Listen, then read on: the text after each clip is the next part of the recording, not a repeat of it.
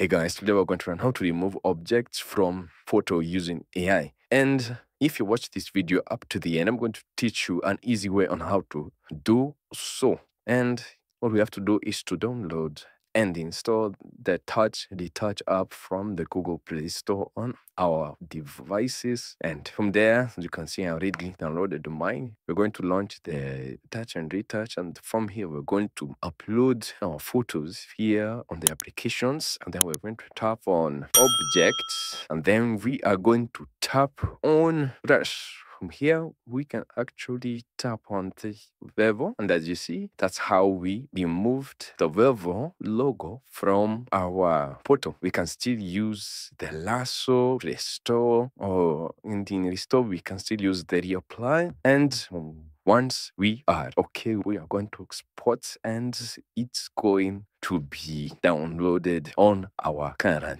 And thank you guys for watching this video. Hope this did help, and I'll see you guys on the next video.